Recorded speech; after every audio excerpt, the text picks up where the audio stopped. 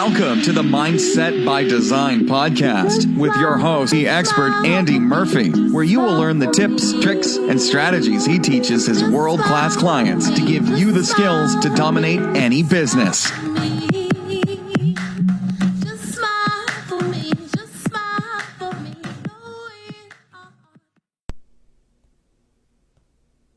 What's going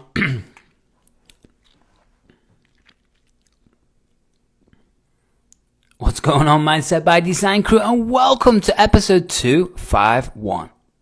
Hope you're amazing as always. I really do. Do you know what? Today, it's just a 10-minute tune-up. We might go a little bit longer than 10 minutes, but if you want to do a full episode, definitely go and check the previous episode out, 250.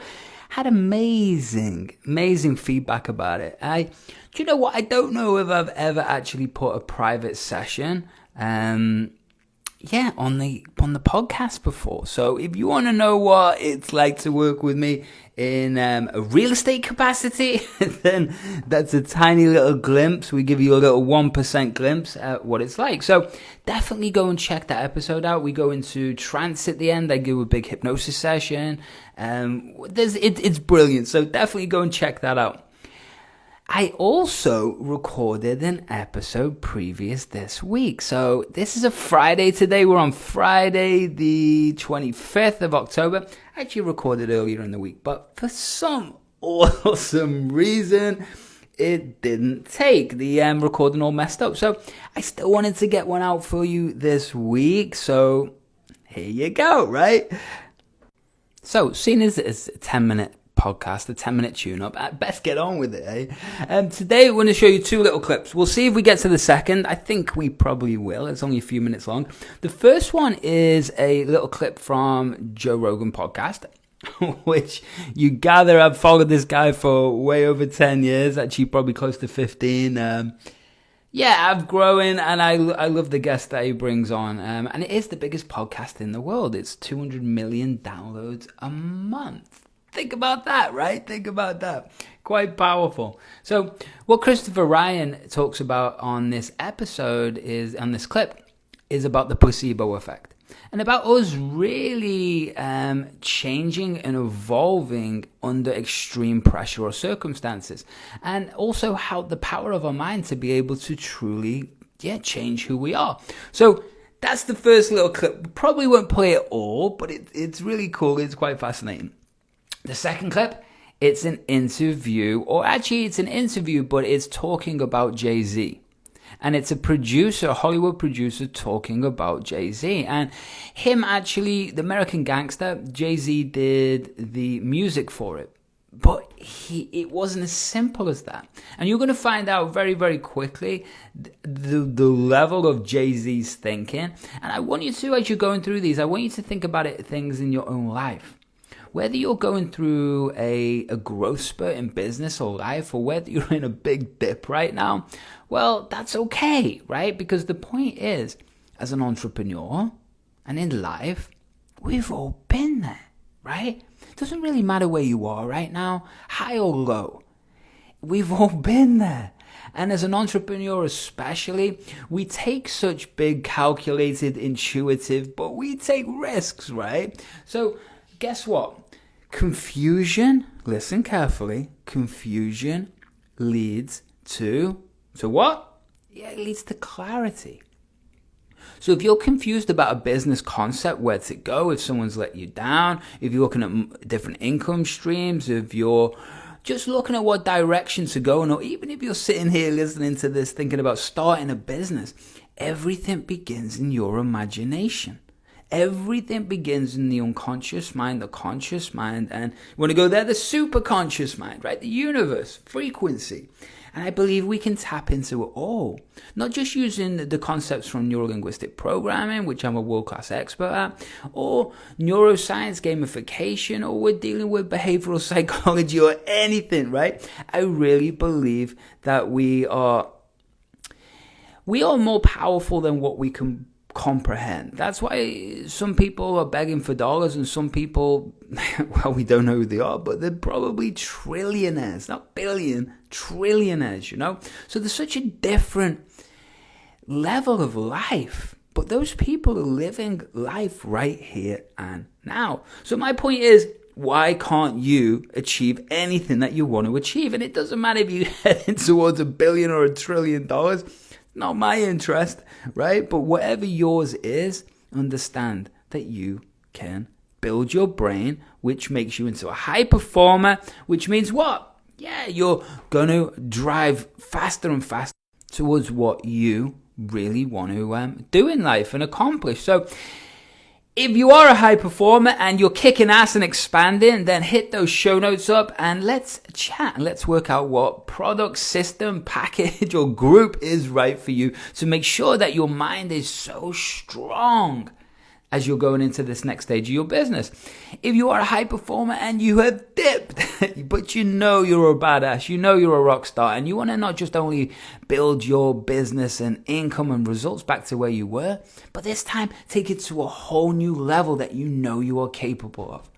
Any of those two things, guess what? Hit me up. You're going to talk to me or one of my coaches, and we're going to work out what the right fit for you is. Just like I've done for tens of thousands of clients and some of the best in the world. And I want to do it for you. So hit those show notes up and make sure you're connecting with me on Instagram, LinkedIn, the Facebook Incubator group, and everywhere I'm doing awesome stuff. Because I want to do awesome stuff with you. So speaking of awesome stuff, hit those show notes up and let's jump into these two little clips.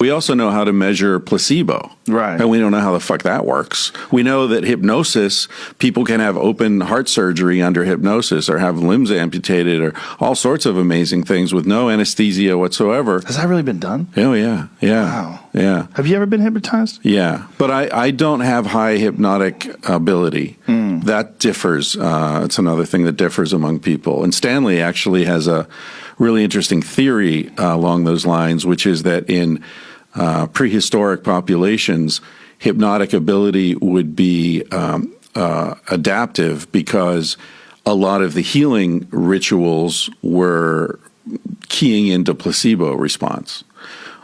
So if we have a certain ritual, if you're susceptible to, you believe in that, like voodoo, there's a, voodoo death. People die when a spell is cast or a curse because they believe it. If you don't believe it, it doesn't happen. So it happens the opposite direction as well with healing. So his idea is that would have been a very adaptive characteristic in prehistoric societies, whereas in contemporary societies, it's maladaptive because you're more susceptible to advertising or you're easier to manipulate. Yeah. So I've when I was in grad school, I had some professors who worked with hypnosis, and I studied it a bit around the same time I was looking at multiple personality disorder, because I was real interested in this question of how the brain and the body interact, how much of, there's all this research showing that people with the same condition in hospitals, exactly the same age, same prognosis and all that, they heal significantly faster if their hospital window looks out on trees as opposed to looks out at another building. Something like that. Just looking at something like nature keys the body into some sort of energy that helps it to heal. Completely makes sense. I've met people with multiple personalities. Well, Roseanne's got, doesn't she? Make sure that's true. I know another one that's a weird one is the football player Herschel Walker. I think he had trauma-induced multiple personality disorders. Wow. Does she? There's articles that says like Bill Maher reminds us she does, and then Roseanne says she doesn't. So yeah, I think. And then the she 2001 does. says having seven personalities is tough. Her saying it, so yeah. Well, here's the thing about Roseanne. I mean, I'm saying this for the 10th time, I guess. She was hit by a car when she was 15, and she was put in a mental institute for 9 months afterwards. She had severe brain damage. and she lost her ability to do mathematics and like really scrambled her brain. And that is probably the birth of the Roseanne that we know, the comedian. And that's also the case with Sam Kinison. Sam Kinison was also like a pretty normal kid, and then he was hit by a car and, you know, pretty severe brain damage as well. And brain damage for especially apparently it especially has an impact on your ability to be rational and impulsive behavior. Like people with brain damage, a lot of times get very impulsive. It varies so widely. Yeah. You know, it's what happens to you dependent upon like what kind of trauma, where the trauma is, what part of your brain. But when they said it about Herschel Walker, I was always confused. I wondered if it was from football, like football trauma, or was it personal trauma, like, you know, abuse. Yeah, people are diagnosed with multiple personality disorder, if I remember correctly, almost always were severely abused as kids. You know, and in fact, the rationale is that they develop the alternate personalities as a way of escaping a reality that's intolerable. Makes sense. Yeah. Yeah, I mean, look, people do weird things with horrible memories. You know, they bury them to the point where they don't even really have access to them anymore. Yeah. Sexual abuse and some traumatic events when you're young. Yeah. But the fucking human brain, then the way it adapts and molds to things is so bizarre. Yeah, there's an anecdote that is in this book, Civilized to Death. Notice that segue. Ooh, good segue to the book. Pull that bitch over here. Yeah. It's by the way, the art is done by a guy who listens to my podcast. It's really, it looks like the art by a guy who listens to your podcast. A cheeseburger, a chimp wearing a cheeseburger with a nice suit on. Yeah, he's got an iPhone. The story. So there's a species of grasshopper in North Africa that they hang out. They're grasshoppers. They're dispersed. They eat grass. They chill. Right. Rains come. The grasslands expand. Grasshopper population increases. Then the rains stop. The grasslands contract to the point where the density of the grasshoppers triggers dormant genes. So there's an epigenetic event in these grasshoppers, and they start to transform, and not over generations, individuals. Front legs get shorter, back legs get longer, thorax changes, shape of the head changes, coloring changes, and behavior changes from being these chilled out, solitary, relaxed grasshoppers. They start attacking each other. They become cannibalistic. Whoa. And they swarm. Locusts. Exactly. Yeah. They become locusts. Yeah. So this species of grasshopper and locust is the same species. It's the same DNA. It's just responding to different conditions. So, we're talking about the brain and who you are and what identity is and all that. And this, I was reminded of this when you said, people are so different. And the H2O thing. Yeah. We're not only different as individuals in the same context, we change completely given the context we're in. Yeah. So the focus of this book is the hunter-gatherers were essentially a different sort of animal. They were essentially, the parallel is with the grasshoppers, and now we're swarming. Yeah. Now we're a different kind of animal, even though our DNA is the same. Well, that completely makes sense. I mean, people that live in small towns are so different than people that live in cities. Yeah. It's so rare that you find someone who has a small town sensibility in Manhattan. Crew, definitely go and check out episode 237 because it's all about how the noise, and if you live in a city, is affecting your brain and your nervous system and your performance. So go and check that out, 237. And it's interesting to think about the state of consciousness and how that affects allergies, because apparently, and again, I'm always cautious about saying shit on the show because there's so many people listening. So caveat, it's been a long time since I read the research, but if I remember correctly, under hypnosis, a lot of people with allergies no longer. In fact, I remember the research. Yeah, it was a setup where the person could see.